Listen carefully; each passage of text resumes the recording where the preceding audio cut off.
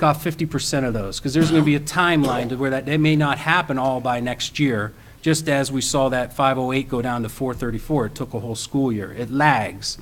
So if we take 50% of that and multiply it out by the average cost of $7,450, we come up with a projection that's $2.8 million. Our first projection was a little more aggressive at 2.6, so the projection for next year went up. But again, the cost for this year went down. So you have the cost for this year going down $300,000 and next year going up by $50,000.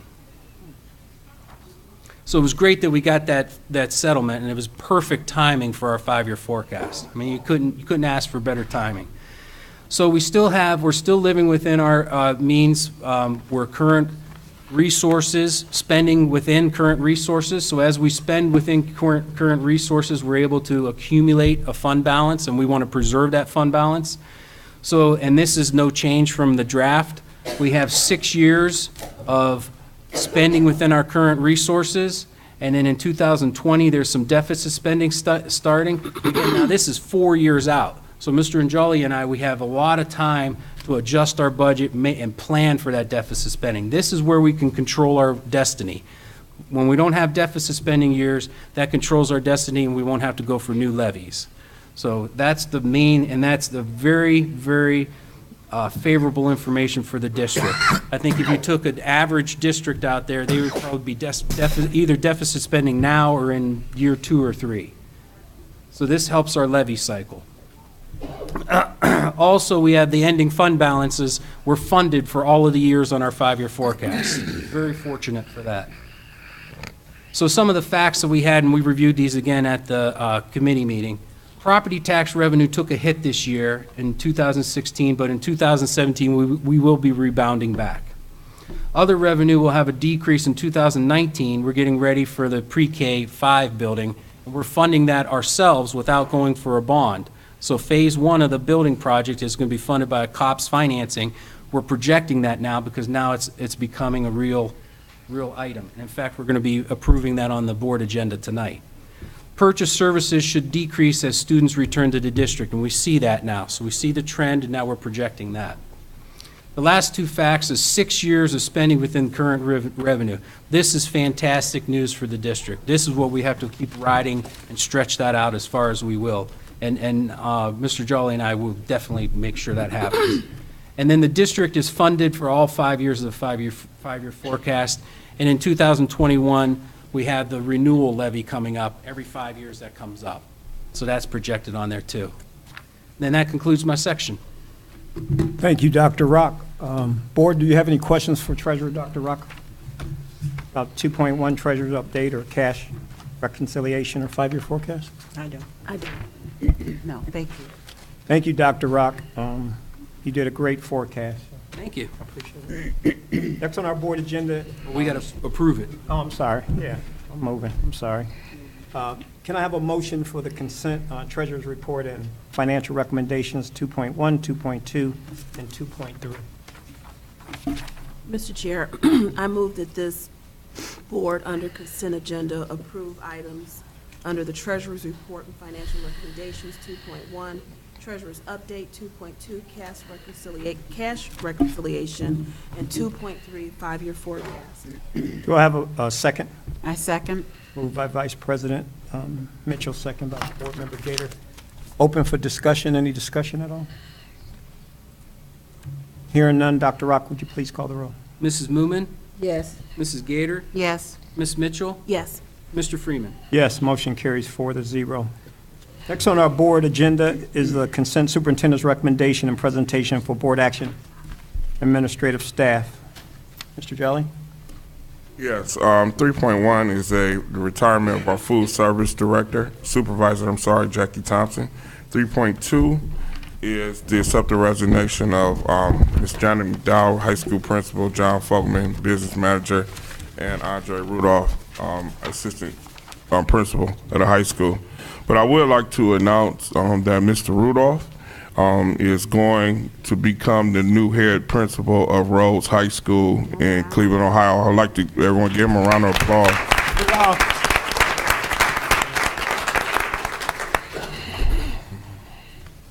That completes. Yeah, that completes. Okay. Board, did you have any? No, sir.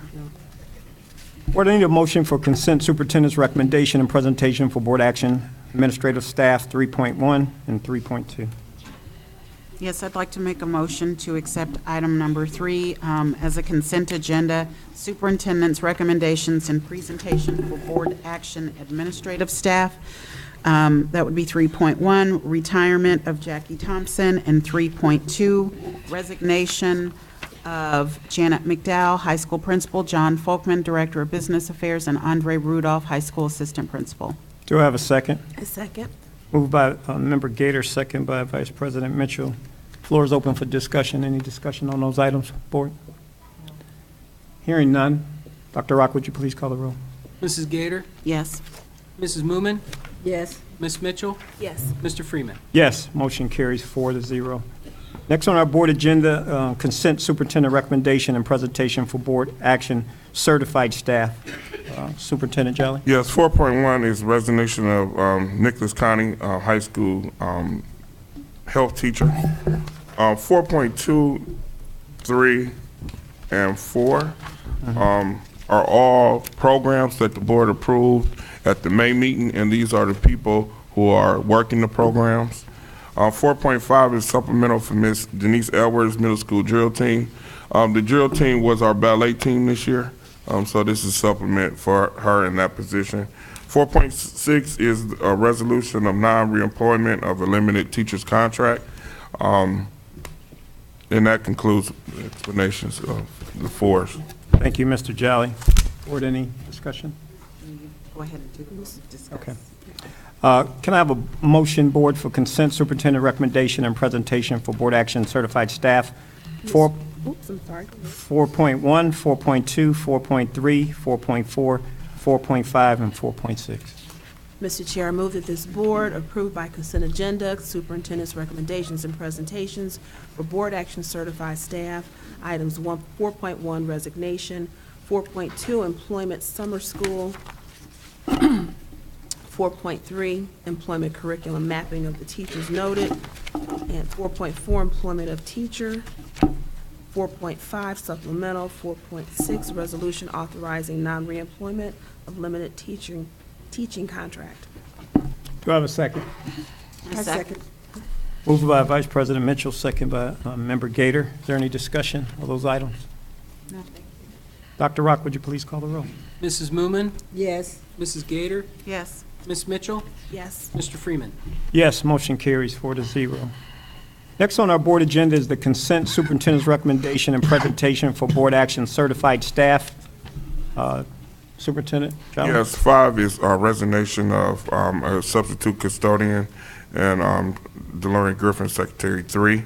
5.2 is 5.2, 3, 4, 5, and 6 are, and 7 are standard non-renewals of substitutes. So every summer we have to non-renew our substitutes. It's for Unemployment. purposes, right? And then we'll bring them back in August. Is that complete? That completes it. Okay.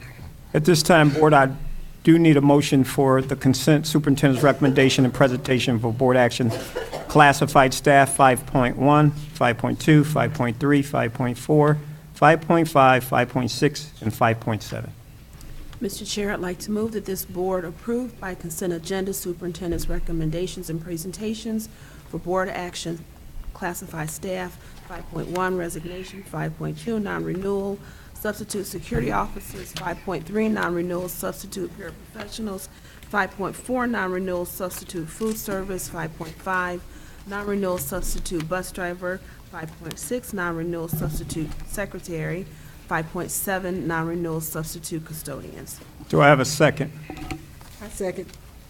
Moved by Vice President Mitchell, second by Member Mumin. Floor is open for discussion.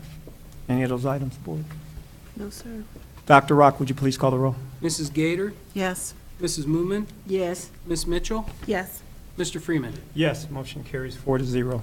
Next on our board agenda is the consent superintendent recommendation and presentation for personnel and programs. Superintendent Jolly, the floor is yours. Yeah, 6.1 is amendment, a board amendment to our contract for occupational therapy services with the United Cerebral Palsy Association. We needed to increase the amount because we had additional students who needed service. So we set an amount, but as the school year progresses and IEPs change, we have more students that needed services. 6.2 is an agreement for summer, for extended school year, occupational and physical therapy for students, and some students' IEPs. They are required to receive services over the summer, and this provision allows us to pay for those. 6.3 is Blue Technology Smart Solutions, the contract for next school year. For 2017-18 school year. This is the company that provides all our IT services. So they provide, help us with all our computers, our internet, everything that we do in reference to IT. So this is a renewal of the Blue Technologies contract. 6.4 is College Now. College Now assists our students with access to college, financial aid, counseling, and scholarship services. They provide waivers for ACT, provide waivers for college applications, assist with college admission, assist parents with FAFSA also. They're housed here at the high school, and they're and this is something that has been a great benefit to our students. 6.5 is the purchase of the air conditioners. I know Mr. Folkman, who's out with his, he has surgery on Wednesday. This will start the process of us installing the air conditioners. There's an extensive process of him finding the best air conditioners, most economical. They also had to fit our windows with special fittings so that the air conditioners don't fall out and people can't come in. So with this purchase, we would begin the process of putting the air conditioners in the building so that they are ready for August when we come back. This again is being paid out of the permanent improvement fund. 6.6 is a common yearly interagency agreement, which this district cooperates with agencies for the transition of young children and families. 6.7 is the out-of-state field trip for 4 of our scholars. Our 4x1 team has qualified to run in a national track meet in Greensboro, North Carolina. We want them to attend the track meet, so this allows them to travel to Greensboro, North Carolina, June 16th to June 18th and participate. This is our first time participating in the national track and field event. Our 4x1 will participate, and also our 100-meter runner, Mr. Keaton, who is has qualified also. Sorry. 6.8 is the resolution to amend the lease for Westwood. The amendment basically shares that the rent will increase. It shares that we would take on the utilities at the building. 6.9 is the resolution to reopen Westwood. This indicates that the space at Westwood will be used for educational purposes, which then will spearhead us energizing Westwood, getting its IRN and starting the process to get it ready for students. 610 is a very important resolution. Earlier this week, we received notice from the state that we are ready to go on our new buildings.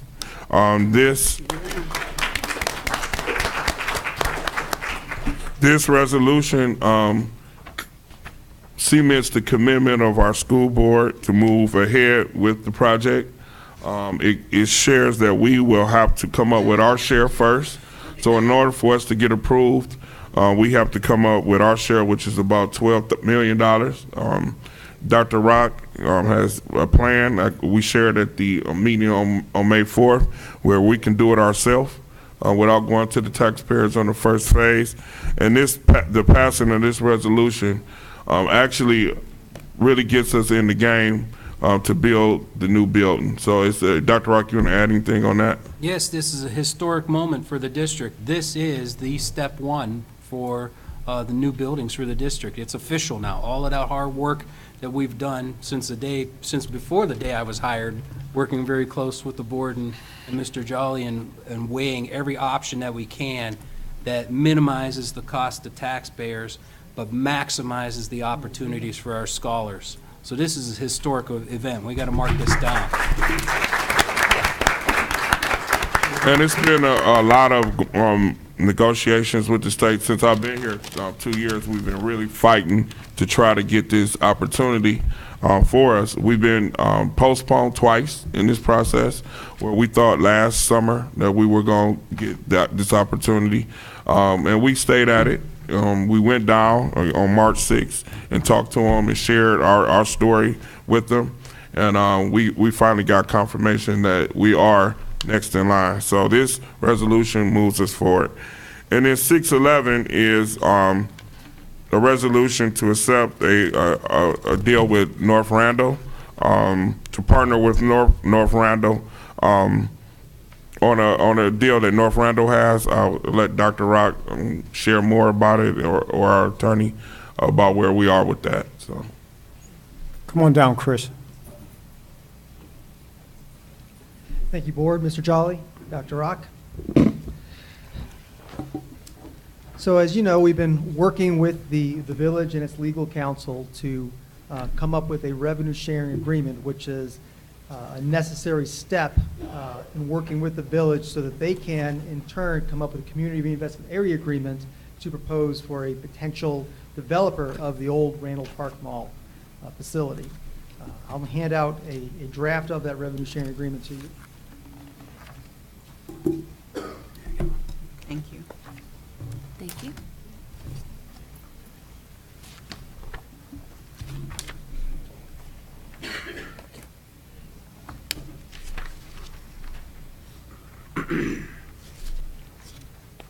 So I want to take a minute to go through this with you and explain to you the different provisions that are in here.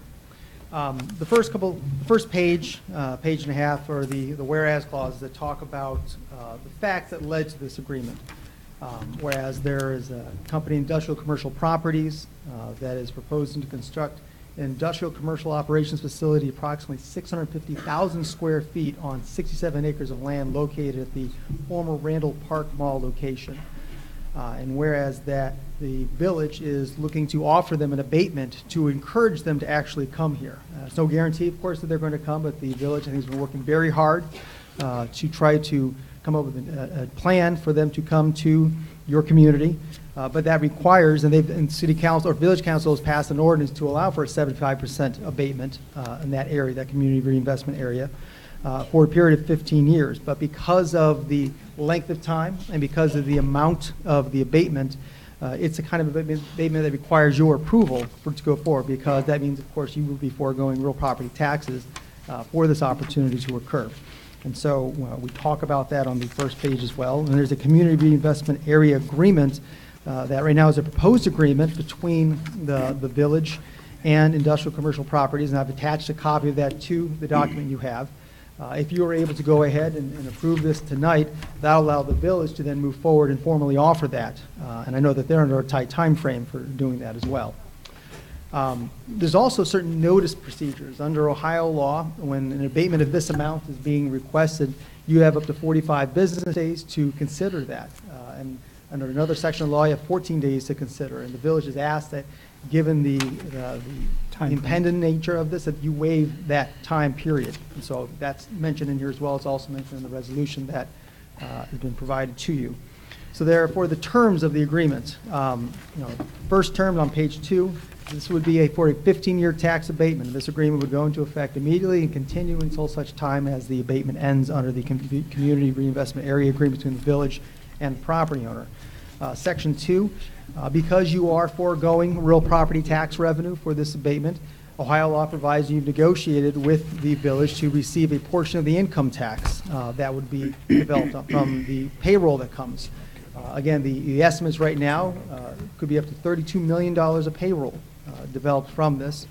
At the village's municipal income tax rate, that could be up to $880,000 income taxes generated per year. The agreement would provide for you sharing 33% of that, and so that's been written in here. That would not only include the payroll for the new employees that comes with that location, but also any construction payroll as the new project is being constructed and any tenants of that property as well. There is one area that the attorney for the village and I were talking about even as of late this afternoon that I do want to raise to your attention because I don't know if this has been specifically discussed between the village representatives and yourself, but it's something to decide upon. What the village has proposed is that the income tax that you would be collecting as part of this revenue sharing agreement, they would ask that in any year where you have foregone real property tax revenue because of the abatement, if the income tax you collected is greater than the real property taxes you were foregoing, that you cap the amount of income tax you would receive. So as a brief example, if you were to be giving up, say, $50,000 in real property taxes in any given year, but somehow you'd be entitled to $75,000 of income tax sharing, that you'd only receive $50,000 of the income tax sharing. I have removed that provision from this draft you have in front of you, and the reason for that is because you, in looking to work with the village, have already agreed to take less than the statutory amount you can ask for in income tax sharing. In addition, in the manner that real property taxes are collected versus income taxes, real property taxes are always collected a year in arrears. And so there could be a little catch-up time when you will be losing the real property tax revenue at some point, but it's not in the same year the income tax revenue comes in. So given that the overall scheme of things, at the end of the day, I think certainly would be a fair agreement without that provision in here, and that's why I have recommended that you not have that provision in here. But that is ultimately for you to decide. I know the village would like it to be in there, but I can't speak for the village, but I have recommended that it not be in, and that's how I've drafted it for you. And so at the conclusion of this, you want to talk about it more, ask questions now about that, I'm happy to answer them. I have a question. So when the property's being built and the value's going to be low until it's totally done, how does that work then with that language in there? So as the property is being built, because the county fiscal officer won't put the value of the property on the books until such time as it's been developed and it's ready to go, and then you get taxes on it a year after the fact, you could have people on premises working, generating payroll and income taxes while you're still not collecting any real estate taxes from that property. And so the way it would work in those situations is because you would not be losing any real property tax revenue because the county auditor would not have it on the books yet, you would not be entitled to a share of the income tax potentially coming from that. Although eventually that would catch up and there'd be a point in time where you're foregoing substantially more in real property taxes compared to the income taxes being collected going into the future. So potentially, because everything's in arrears, we may miss the first year of collections because the real estate value is not there. Is that Correct. And in particular, when the construction payroll is in place, there won't be anything built there. But there has been case law that has determined that you're entitled to a share of the income taxes generated from the construction payroll as well. And with that provision, potentially you would not be collecting anything on that. Or do you have any questions for our attorney, Christopher Williams? Any questions? No, Dr. Rock asked my question. Oh, did he? Remember Gator? I do not. Thank you. Remember Muman? No, he answered the question. The only other provisions in here that are different from the version you've seen previously was that we added one provision in here. The village, of course, cannot speak for the new property owner coming on as far as what incentives they would, as an entity, provide to the school district. But they've pledged that they will advocate on your behalf in talking to them about whether it's scholarship or job opportunities for your students or graduates. And such, I've included a section in here reflecting that they are pledging that to you. That's section 7 on page 3. Thank you. Thank you, Chris. I appreciate all your hard work. Thank you so much. Before we make a motion, Board, I do want to actually have the 3 resolutions read before I call a motion. Do we have to do the motion first? Okay. Well, at this time, I'd like to request a motion for the consent superintendent's recommendation and presentation for personnel in program 6.1 through 6.11. Yeah, at this time, I'd like to make a motion to accept as a consent agenda items, and I'm not going to list all of them since you've already done that, but it's going to be items 6.1 through 6.11 as a consent agenda. Do I have a second? Oh, I'm sorry, a second. Moved by Member Gator, second by Vice President Mitchell. Can we have those resolutions read? Yes, do you want to go in order, sir? I would like the resolution of 6.8 first, the lease resolution. All right, this is a long resolution. Come on, Ms. Gator, So you the can do it. the resolution reads, addendum to lease agreement. This addendum to lease agreement, hereinafter referred to as addendum, is entered into on this 25th day of May 2017 by and between the Warrensville Heights City School District Board of Education, hereinafter referred to as Lesser, and God's Tabernacle of Faith Church, hereinafter referred to as Lessee, and hereby amends the lease agreement between the parties effective July 1, 2016, hereinafter referred to as lease. Whereas pursuant to Section 2.1 of the lease, the initial term of the lease is for a period of 3 years, effective from July 1, 2016 through June 30, 2019. And whereas beginning with the 2017-18 school year, the lessor wishes to again use the premises for educational purposes by providing second and third grade classes on the premises. And whereas the parties wish to specify details for each party's use of the premises for the remainder of the lease. Now, therefore, in consideration of the covenants and obligations contained herein and in the lease, and for other good and valuable consideration, the receipt and sufficiency of which is hereby acknowledged, lessor and lessee hereby agree as follows. Number 1, premises, the following section 1.2 shall be added to the lease. 1.2, beginning with the 2017-18 school year, the lessor wishes to use a portion of the premises for educational purposes by providing second and third grade classes on the premises. At a mutually agreed time in July 2017, representatives of lessor and representatives of lessee shall meet to discuss which portions of the premises will be used by the lessor and lessee respectively. Upon designation of the portion of the premises to be used by lessor, lessee shall not impair lessor's use of said portion. The parties shall also establish any hour or time restrictions that shall govern lessee's use and access to the premises. Number 2, rent. Section 3.1 of the lease shall be deleted and replaced with the following language. 3.1, lessee agrees to pay lessor as rent for the premises for the initial term the sum of $1,000 per month. Rent payments shall be made on the first day of each month commencing July 1, 2017, except when the day falls on a weekend or legal holiday, in which case rent is due the next business day. If lessee fails to make timely payment and rent, lessor shall have the right to terminate this lease's agreement upon 10 days advance written notice to lessee and demand that lessee vacate the premises on the date of the termination. Number 3, cost. Section 6.2 of the lease shall be deleted and replaced with the following language. 6.2, lessor shall be responsible for procuring and shall pay for all utilities, gas, electric, sewer, water, and garbage and waste removal for the premises. Lessor shall also be responsible for and shall pay for all routine maintenance for the exterior of the premises and maintenance of the systems within the premises, which shall include but is not limited to landscaping, mowing of lawns on premises, snow plowing, cleaning of, I'm getting tied up here, cleaning of premises, maintaining the plumbing, mechanical, and electrical systems, maintaining the exterior and interior appearance of the premises, and maintaining the asphalt surfaces of the driving and parking services. Notwithstanding the foregoing, lessor agrees to make any necessary repairs or replacement of the main boiler. Number 4, utilities.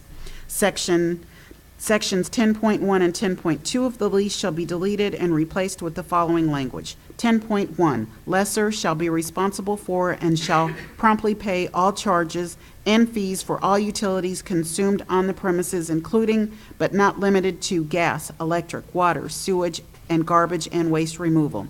Lessor shall be responsible for procuring all utility services to the premises and shall carry all such utility services in lessor's name unless otherwise agreed in writing by the parties. Number 5, holding over. Section 14.2 of the lease shall be deleted and replaced with the following language. So I have a question here. As I'm looking, it says section 14.2 of the lease shall be deleted and replaced with the following language. But as I'm looking at the actual resolution, it says 14.3. So the question is, should this be 14.2 or 14.3? Does that make sense? Yeah. Makes a lot of sense, 14.2, I believe. So I don't think we have to hold this up, but this is something that's going to need to be adjusted. Yeah, I think when I looked at the former lease, It should be 14. I think it should be 14.2. Correct. It should be 14.2. All right, well, I'm going to continue with 14.3, and if you could just make a note. Make that correction. Yeah.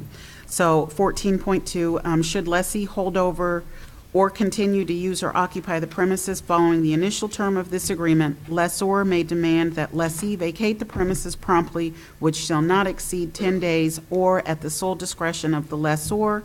Lessee's holdover or continued use shall be construed as a tenancy from month to month, subject to the same conditions as set forth in this agreement. Number 6, background checks. The following section 25.6 shall be added to the lease. 25.6, lessee acknowledges that lessor intends to use the premises for educational purposes. As such, all employees, officers, independent contractors, agents, volunteers, and representatives of the lessee who are assigned to perform work on the premises shall undergo a criminal background check through the Ohio Bureau of Criminal Investigation, BCI, and Federal Bureau of Investigation, FBI. Cost of the background checks shall be paid by the lessee.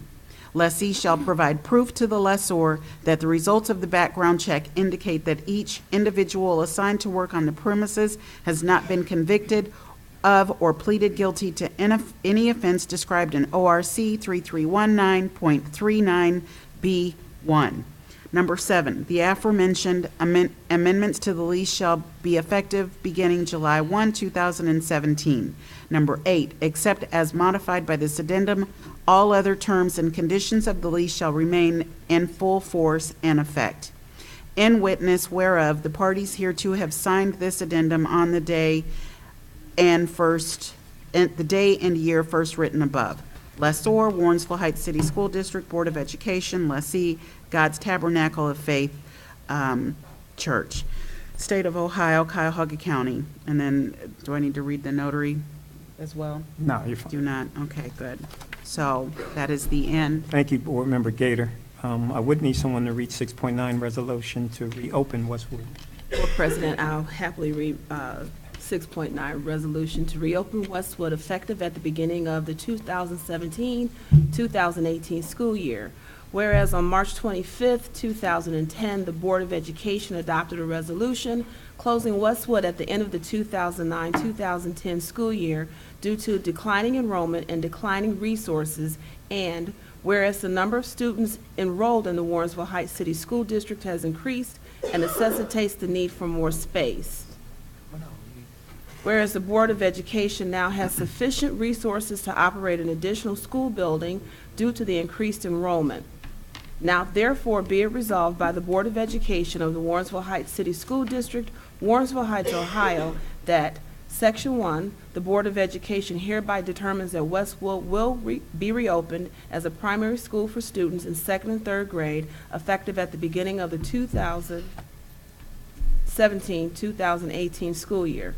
Section 2, the Board hereby directs the superintendent, treasurer, and all other administrators and their designees to take any and all actions necessary to reopen Westwood and operate it as a primary school for second and third grade students effective at the beginning of the 2017-2018 school year. Section 3, it is found and determined that all formal actions of this board concerning and relating to the adoption of this resolution were adopted in an open meeting of this board, and that all deliberations of this board and any of its committees that resulted in these formal actions were in meetings open to the public and in compliance of the law. Mr. Chair, would you like me to read Resolution 6.10? Please. Okay, Go ahead, Vice President. I gotta open it. I'm sorry. Sorry. Resolution authorizing the school district board to participate in the Ohio School Facilities Commission Classroom Facilities Assistance Program Segment 1. Whereas the Board of Education of the Warrensville Heights City School District, Cuyahoga County, met in regular session on May 25th, 2017, and adopted the following resolution. And whereas the Ohio School Facilities Commission has notified the school district that it will be recommended to participate in the Classroom Facilities Assistance Program this year once it has confirmed that the local share and maintenance requirement has been met, and whereas the school district hereby concurs with and approves the use of the findings outlined in the final Facilities Assessment Report dated October 2000, with revisions September 2008 and April 2017 for the purpose of developing a master facilities plan. The school district and commission understand that the use of Facilities Assessment Report is for the purpose of developing an estimated project budget and scope, that the potential for the existence of undocumented conditions that could increase the final cost of the project does exist, and whereas the school district board hereby concurs with and approves the use of the enrollment projections dated March 24th, 2016. The school district board and commission acknowledge that actual enrollment status will be reviewed annually, and whereas the school district acknowledges the commission recommendation that the school district engage a design and construction professional to assist in the review of the information presented in the Facilities Assessment Report. The school district has provided any information available to aid in the identification of any areas of concern or conditions which cannot be readily observed by standard assessment procedures throughout the school district's facilities. And the school district acknowledges that the scope of services provided by the professional authoring the Facilities Assessment Report does not include invasive facilities and grounds investigation, and whereas the school district acknowledges that neither the school district nor the commission have control over conditions which are hidden or otherwise unknown at the conclusion of the assessment and master facilities plan, and whereas the school district desires to proceed with the scope of the project and facilities plan for segment 1 as indicated below. Scope of the project. Segment 1, build 1 new elementary school to house grades pre-K through 5, allowance to abate, demolish Randallwood Intermediate School. State share is $8,318,300.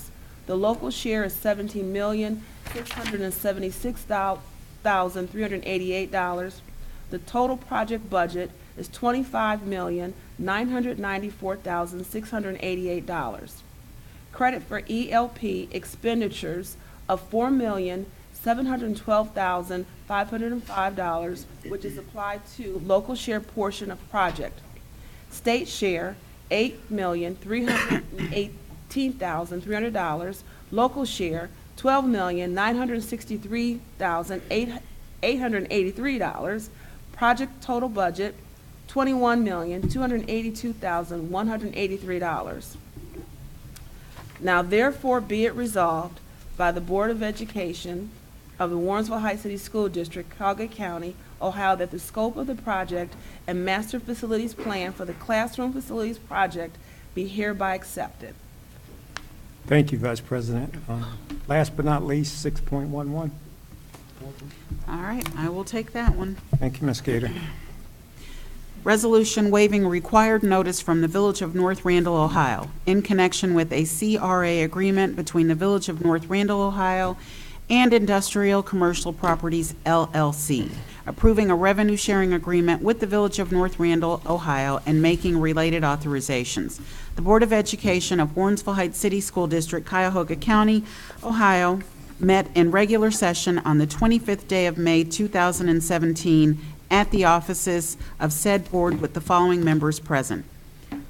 Member Barbara Mooman, Chairman Ray Freeman, Member Tracy Mitchell, and Member Millicent Gator. The treasurer advised the board that the notice agreements of ORC 121.22 were complied with for the meeting. It was, we need to say who it was. It was moved by. Mrs. Gator. It's moved by Mrs. Gator. Mrs. Gator moved the adoption of the following resolution. Whereas the Council of the Village of North Randall, Ohio, the village by ordinance number 1998-11, passed on March 2nd, 1998, designated an area within the municipality as a community reinvestment area, CRA, pursuant to ORC 3735.66. And whereas Industrial Commercial Properties, LLC, an Ohio limited liability company as property owner or its successor in interest to the property and the project described herein, the company intends to construct an industrial/commercial operations facility consisting of approximately 650,000 square feet, the project, on approximately 67 acres of land located at the former Randall Mall location, which property is within the municipal boundaries of the village and within the CRA. And whereas the village desires to enter into a CRA agreement with the company, the CRA agreement, the pursuant to which the village would offer for a 15-year, 75% real property tax exemption on the increase and an assessed value resulting from the construction of the project. And whereas in order for the village to provide a 15-year, 75% exemption in the CRA agreement, it is necessary for the Board of Education, the Board of the Warrensville Heights City School District, the school district, to approve the exemption prior to the approval of the CRA agreement by the Village Council. And whereas pursuant ORC 3735.671, the village is required to provide the board with the notice of the CRA agreement at least 45 days prior to its approval unless such notice is waived by the board. And whereas pursuant to ORC 5709.83, the village is required to provide the board with notice of the CRA agreement at least 14 days prior to its approval unless such notice period is waived by the board.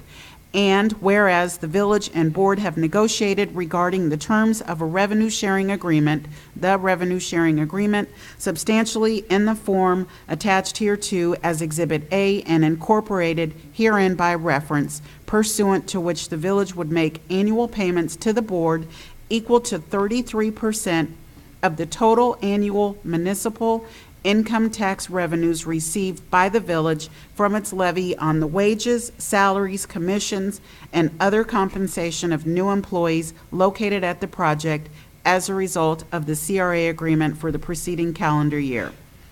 And whereas in return for the compensation to be provided to the board pursuant to the revenue sharing agreement, the village has requested that the board approve the 15-year 75% exemption to be provided in the CRA agreement. B, waive all required statutory notices associated with the passage of the CRA agreement. And C, provide other related approvals with respect to the CRA agreement. Now, therefore be it resolved by the Board of Education of the Warrensville Heights City School District, Cuyahoga County, Ohio, that Section 1, the board has received copies of the CRA agreement and the revenue sharing agreement, which are attached hereto as Exhibit A.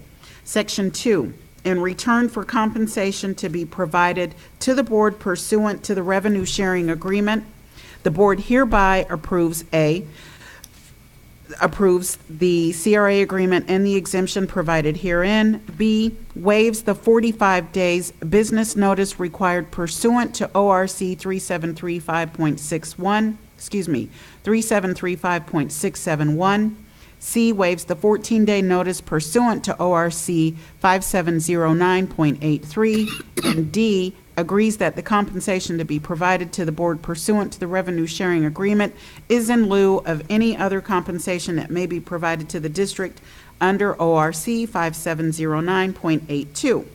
Section 3, the board hereby approves the revenue sharing agreement substantially in the form attached hereto as Exhibit A and authorizes the superintendent, president of the board, and the treasurer/CFO in the name and on behalf of the board to execute and deliver the revenue sharing agreement in substantially its current form with only such changes that are not materially adverse to the school district, that are permitted by law, and that are approved by the persons executing the revenue sharing agreement.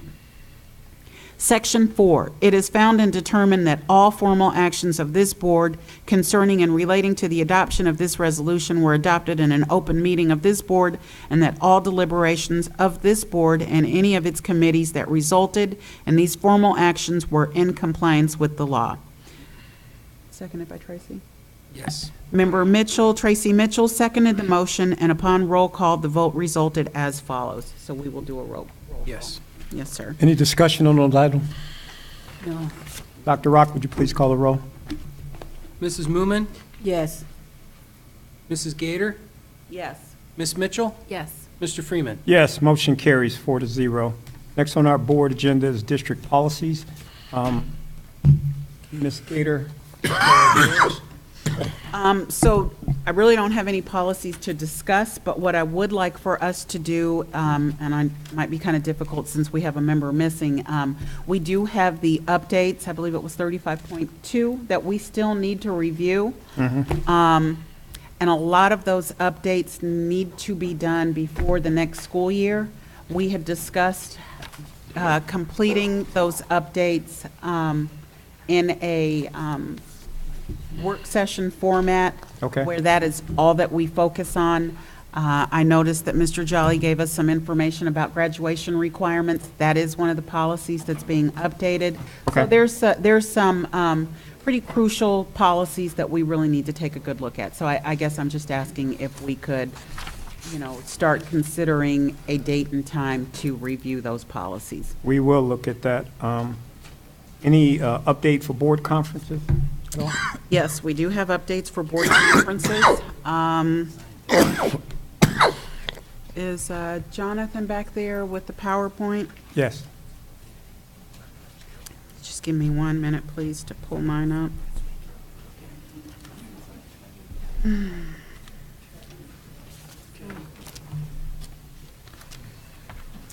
All right, so what I will say is,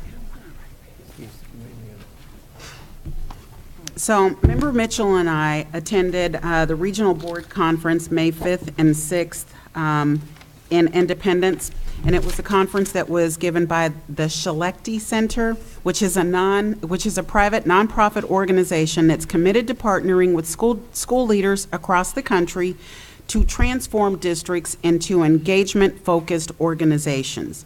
So what did we learn? Well, as you can see, there are several, go to the next slide, thank you. As you can see, there was quite a few areas of focus, but there was 3 areas that we believe stood out the most.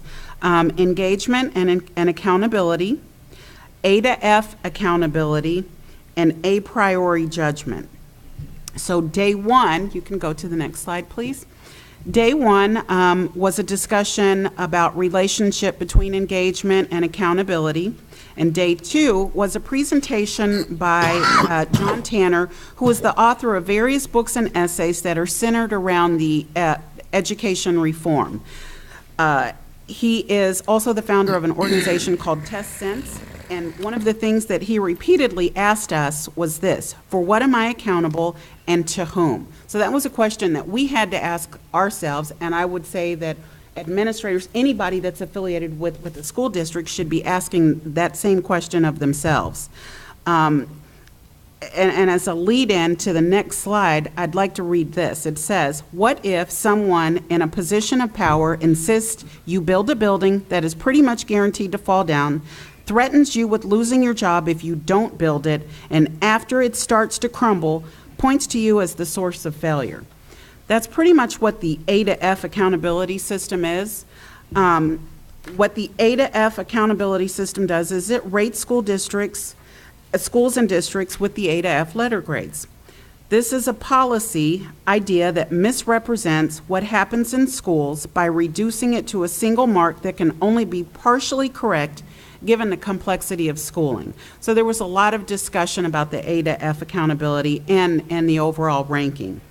And in short, the A to F accountability does not accurately reflect the work that's being done by everyone, which is something that our superintendent and this board has said quite often every time that, that the paper comes out and they have us listed, at the bottom. Another area that stood out to us was the traditional learning versus 21st learning. So traditional learning is about making a better board member. It's what I call the kumbaya boardmanship. 21st century learning points towards system transformation where boards work collectively to focus on the future and engagement. And that's where we want to be. That's where I believe that we're headed. This is very similar to what Member Mitchell discussed after our Denver trip. Does your board govern effectively? I just lost it.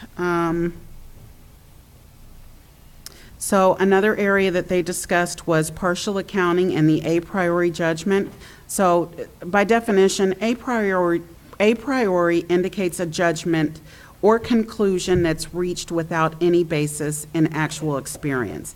And as you all know, that is something that we experience in education all the time. We're being judged by this A to F accountability system. Partial accountings may have some limited usefulness, but should not be extended to the entire organization. Doing so risks an a priori judgment. So our main takeaways during these 2 days were as follows. We learned the importance of an a priori judgment and the negative impact that it has on our district. We also learned that our strategic plan is a great foundation for the direction of the district. The focus is on students and on the quality work provided to students. And the final thing that we learned is that we have to tell our story and that the positive message must be shared by everyone, starting with the Board of Education through the superintendent, administrators, teachers, students, and the community. This course was designed to inspire board members to take on a broader role of as being community builders and advocates for the school. Our recommendation, and I believe that this is coming possibly by a presentation, is there's an entire series that we could benefit from that other districts are participating in that would help us to guide us as leaders and to better advocate for our schools. So we thought it was a very good session. I don't know if Member Mitchell would like to add anything. You've captured everything. Yay. So would you like to do the section on yours? Yeah. Do you want to? Yeah, Do you need this? No, I don't. Okay. I actually attended with Member Muman, the board leadership of Ohio. We had a 2-day conference. I was thankful to be present, the actual presenter. In my presentation with the board members from Cincinnati or North College Hill was conflict resolution for Ohio school board members. So it was 3 of us, and we presented to maybe 70 people. What would you say, Ms. Muman, in the room? 70. And our conflict, and most conflicts around Ohio school boards, is that when you get on a school board, you don't know who that person is. You may not like them, but we forget the trust factor of each other and what we do for the actual benefit of the child-based business we're in. We get caught up with a lot of he said, she said, I don't like her. But at the end of the day, what we do and what everyone on this board does is for the, like Ms. Gator said, because the love of these children. I mean, the joy to see an ACE program, to see what our scholars do. That's why we're here. But my program and my takeaway is maybe as a board, we need to do more for newly elected board members.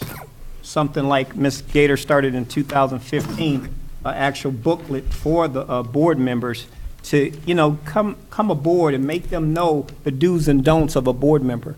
A lot of board members I see across the country on the national school board I sit on, they cross that line of not being a board member. They get in that gray area, and a lot of attorneys in the school of law will tell you, stay out of that gray area. So my takeaway was we got to work together as a board. I mean, Ms. Kendall was here. Everyone's looking at us. We got to do better as a board, and I'm gonna give my last to these children. So I got a good takeaway though. Really good takeaway. Any questions at all? No? All right, next on our board agenda is unfinished business, 8.1, board evaluations. Me and Vice President Mitchell did talk to a company that would facilitate a self-board evaluation. Oh, I'm sorry. Did I forget something? Facilities usage. Oh, I'm sorry. 7.2 is a facilities usage form. You want to speak to that, Mr. Jelly, or? Yes, We're in the process of updating the facilities use form. We wanted to get some board feedback on the form. As many know, there's been an issue with facilities use over the past year and a half. So we want to get feedback on what we should add or subtract before we bring it to the board for approval. Board, any questions about? Yes, sir. Yes, absolutely. Yep. So, if you don't mind, You go first, and I'll mark off my list. So- We in trouble. there's a couple, I'm really big on words. So at the top where we have incomplete applications cannot, I'd really like that to say will not, because that way there's no question from anybody Is that the new form or the old? That's the new one. Okay. what What we, was the question? I'd like to change the verbiage from cannot to will not. Okay. I want it very strongly stated what we will not do. So there's no Okay. more questions, and the business office no longer has any more struggles. I can give Got you it. this. We have a number of organizations that come and partner to ask to use our facilities, and they are nonprofits. So I think Supposedly. we to Okay. correct. So I'd like to have us place clearly on here, if it is a Nonprofit. nonprofit, they must answer the question if they're a 501c3. They've got to provide us with their EIN. I'd like them to provide us with their website to give information about the nonprofit. I'll just give you this copy. Okay. I wrote need to. Okay. But And- finish what you were saying, because And I'd also like to have it, a letter, if they are not the director of the nonprofit, a letter from that director stating that they have approval to act on behalf of that nonprofit. There is an online form that we need to be able to pull up. It's ohioattorneygeneral.gov charitable search.aspx, and we should be able to go in because that's where all nonprofits are registered for the state of Ohio. Must be registered. Okay. They have to be registered, yeah, and we really want that applicant to share what their role is in that organization. And this time I wrote need, so if you want to just take this, I'll give it to you. Okay. Yeah, I think- Ms. Thank you. Gator, did you want to speak on? So she was right on the money with what I had about the tax exempt companies. I wanted to inquire about the liability insurance. I know that our attorney had made some recommendations to have it. My personal opinion is that depending on the type of organization and what it is that they're going to be doing, I don't think that it's something that should impact our insurance. I think that they should be able to provide their own liability insurance. And I'm going to give you an example. We've got, and I know they like to partner with us, but you've got the Coach Grays, the Cowboys. These are organizations that are working with children using our facility, and if these children get hurt, our liability will cover it, but I don't feel as though we should have to cover it. So I would really like to hear, Mr. Jolly, what our attorney recommends when it comes to liability insurance. When do we go for it and when don't we go for it? The other thing I wanted to inquire about is, I know it's stated on the old one, I can't see that far. I'm assuming that this new one here also states that, as far as payment, it's 50% of the money collected. Well, my concern with that is we're not there at the events. We can't say to them, you have to show us, that you started with ticket number 1 and ended with ticket number 300, so, and you charged, we shouldn't have to go through all of that. I know it's an honor system, but I can assure you that there's some people that don't honor the system. So my suggestion would be to just go with a flat rate. Go with the flat rate, make it consistent with everyone. And then 2 other things. Has consideration been given to automating this process? I believe I shared with you, there is something called School Dude or Dude School, and it's not just for use of facility. They also use it for maintenance work orders. So it has dual use to it. Okay. And then the final thing is, if we're going to be revising this use of facilities form, I know we're still in the process of getting our administrative guidelines updated, but I think that we need to make sure that our administrative guidelines that your staff will be utilizing it's in line with this new form that will eventually be coming down the line. Okay. I think there's actually a policy statement as well for facilities usage. Okay. And Thank most, you. and most of the questions that I was going to ask, they have already answered. For security reason, are we paying for security or do they pay for security? It's in the price. It's in the price on there that we are going to provide the security, correct? Mm-hmm. But they have to pay for it. Yeah, they have to pay for it. If it's, the current process is that that's part of the price. Okay, all right. That's it. So just a final comment is I would just like to make sure that once this is revised, that the board, of course, is able to take another look at it.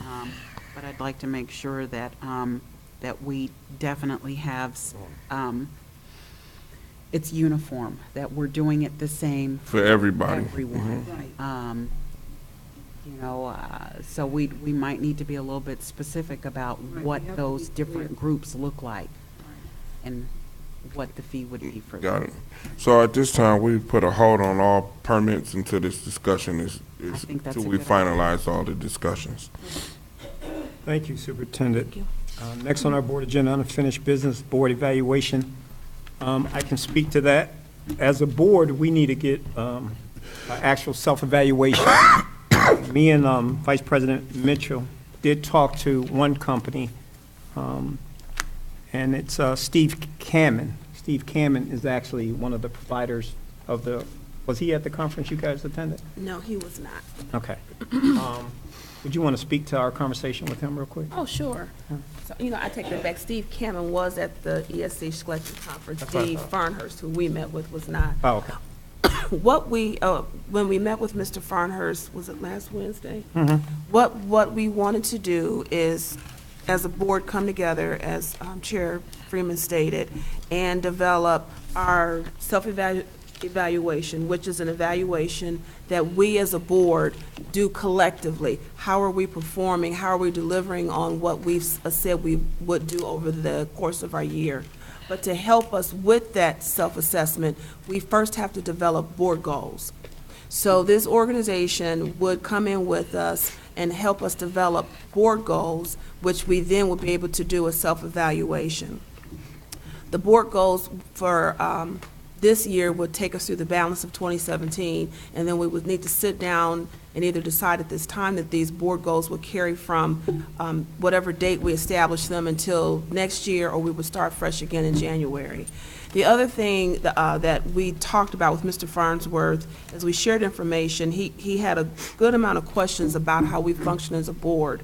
An effort to get to development of solid goals and a true assessment of how we're behaving and acting and producing as a board, they would like to sit down with us and talk about the characteristics of our board. how are we currently functioning? What are our individual and collective idiosyncrasies? And basically, some of the information that we've shared between National School Board Association and the conference that Mimi and I attended a couple of weeks ago, how do we govern ourselves as a board? How do we behave as a board? So all of that will be handled if we go with ESC Schlechte Center, a 2-day, 2-hour session where we would come together and have to be very transparent with one another and as a board on how we choose to work together. So that's what we talked to him about. We would have to eventually vote on this as a board on what organization we would go with. We did get more than one estimate. Correct. But this is an organization that we have worked with through our counterparts in Maple Heights, and they have a lot of respect for what the organization provides. I know the conference that we went to was highly impactful. Personally, I would love to work with an organization outside of OSBA at this time because they are very comfortable with us. They've gotten to know us in a very interesting way, and I think it might behoove us to work with a new, non-biased organization, an effort for us to really come together and develop the camaraderie that we need to have to work together as a board. Thank you, Vice President. I did talk to the Ohio School Board Association, and they also do self-board evaluation. They gave me some information. I'll pass it out to the board, but we would like, and I would like the gentleman, Steve, what's his last name? Farnsworth to come in and do a presentation on our work session, and he's willing to do that for all the board members, and I hope Board Member Elba's here that we can hear from him and just get a feedback. We as a district have always been having OSBA facilitate, and we know them, and they probably know our board better than anybody in the state because they've been here about 5 or 6 times discussing and talking to us. So we'll do that, but thank you again, Vice President.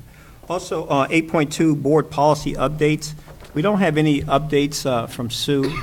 Ms. Gator, I know we don't have the 35 volume 3 yet, and it should, I guess I got to talk. Still on 35-2. Correct. That's what I was, so maybe I jumped ahead, but the updates is what we still need to review. Correct. And I will have that for you next week. I will discuss if we're going to have a journal meeting or we're going to do it, like you said, in a work session where we just cover nothing but policy. But we need to cover it, so. Yeah, I think that at the last meeting, we discussed just doing a work session. Right.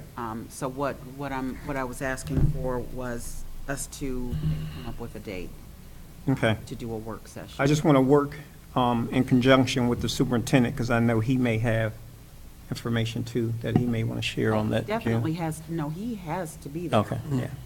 All right. So what I'm thinking, I don't want to monopolize our time just with policy. I want to do policy, but, okay. Okay, so. But you said a let me- whole work session. Yes. Right. We've got 20, so yes, let me be real We've clear. got 27. We've got 27 policies that need to be reviewed. I am actually suggesting that we have one work session, whether it's a special meeting. No, I got you. Or what have you, where that is all that we do. I got you. And we have serious dialogue about the recommendations that Mr. Jolly and his team made toward the policy. So Okay. I'm not saying it has to be. No, I understand. I talked to Sue, who does policy, and she gave me the summary. She said if we do summaries, she will help us. But, I mean, just to get through the 35, it's a very symptomatic, maybe 20, 30 minutes. No. That's what she said. I disagree. No. I think that in order for us to do our due diligence, we need to really look at these policies and make sure that we understand I got you. what Mr. Jolly and his team did and why they did it, so. What she gets is revised copies. And what Right. we see is revised copies. What we get via email from Sue is the markup copies. Correct. So that's the recommendations that Mr. Jolly and his team is making. Right. And then we do have available to us the rationale. Correct. For the different policy updates. Some of them are updates, the majority of them are updates through legislation. But Mr. Jolly and his team still can decide, A, we want to do it this way, I or got B, you. we want to do it that way. Now, So as a we'll get with board. Mr. Jolly and we'll look at those policies, Mr. Jolly. Right, and I think we should have a special session just to deal with the policy. You're not talking about one or two policies. Exactly. You're talking about Correct. 35 policies. 27. At Mr. Jolly's convenience, let him set a date, and probably going to have to be on Saturday because some people. I don't mean to be rude or interrupt. We have a work session coming up on June 8th. Yeah, we do. So are we saying we? Doing this at 7 o'clock in the afternoon? Yeah. Yes. It's a work session. It's just like June 8th. It's a work session. If we opt to at get it. started, Yeah. we can get through, I don't know, maybe half. And if we determine that we need to have a follow-up meeting, One person. I mean, we do, whatever you I'll need look us at to it. do. Believe me, I'll look at it. We'll do whatever you need us The to. easiest way All to, look at The easiest it. way. We all need to look at it. Yeah. We all need to, and we need to. I mean, if we need to have a special meeting about policy, we We need to will. consider other people, right, okay? yeah, okay. Any more discussion about policy? No. All right, new business, graduating high school seniors. Would you like to speak? Yes, as of today, Mr. Rudolph, we're at 99 today.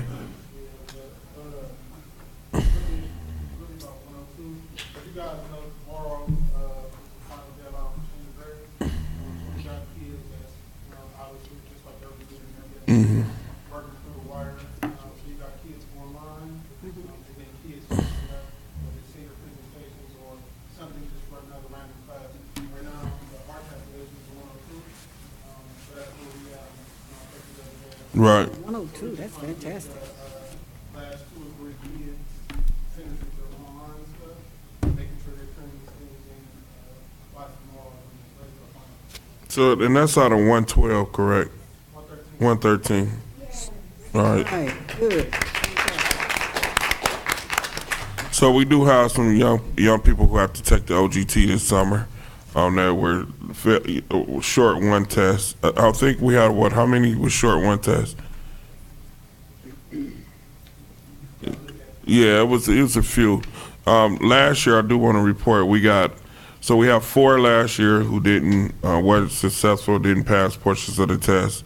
3 of the 4 have successfully completed from last year. Oh, good.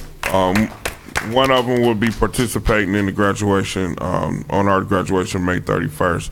So after they leave, we still work with them to try to make sure that they get their diploma. So we are at 102 as of tomorrow, and I think it'll probably stay stable about 102 as we complete it. 9.2, discussion of retirees. Hold on, can Oh, I just yes. say I'm something? I sorry. know it's getting late, but when it comes to graduation, let me just say this. Last year, we were at, 91, 92%, 92, yeah. which was great. We're always striving for 100%. So I want to put it out there. We still have 10 students potentially that are not going to walk across that stage.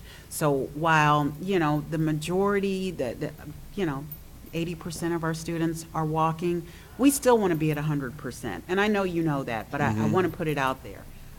My heart goes out to the 10 students that didn't do it. I don't know what the circumstances were, but always, that's our goal, is 100% walking across that stage. So thank you for allowing me to say that. Superintendent, you want to discuss about the retirees? Oh, yeah, the retirees. So my understanding that the retiree party is set for June 28th. Correct.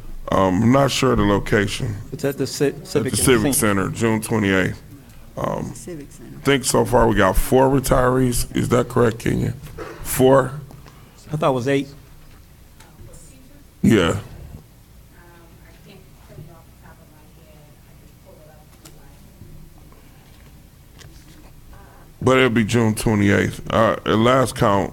My last count was 4, but I think it's been more think it's coming to the light the last couple of weeks. And we have to go back from last year after we had the last celebration and recognize anybody who retired since the last celebration. So that's going to add a few more names. So I think we probably top out about 10 when it's all said and done. Oh, good. Mr. Jolly, are we looking for board action on the? The high school Graduates. seniors. Oh, yeah, we do need the board to approve the high school seniors, yes. At this time, I am going to need a A motion for 9.1, graduating high school seniors. Board? Mr. Chair, I ask that this board approve Section 9.1, graduating high school seniors. We are graduating 102 of our seniors who have met or exceeded the graduation requirements for the Warrensville Heights City School District. Do I have a second? I second. Moved by Vice President Mitchell, second by Member Muman. Any discussion about? Dr. Rock, would you please call the roll? Mrs. Gator, Yes. Mrs. Moomin, Yes. Ms. Mitchell, Yes. Mr. Freeman. Yes, motion carries 4-0. Dr. Rock, do you have any correspondence? No, sir. I do want to make an announcement that we will be graduating the class of 2017 of the Warrensville Heights City Schools on May 31st at 6 o'clock at the Playhouse. So we will be in the house. Also, as Mr. Jolly mentioned, our track team has made some of them have made the finals in track on, is that tomorrow, Mr. Jolly? Saturday. Saturday. Also, our summer school starts July 12th. So for all of those parents, and we'll get the words out from our educators, summer school is July 12th. I mean June, that's right, June 12th. What is that? Oh, okay. And I want to thank North Randall, and I want to thank Mayor Smith for bringing that project to us. I want to thank him and give him a hand.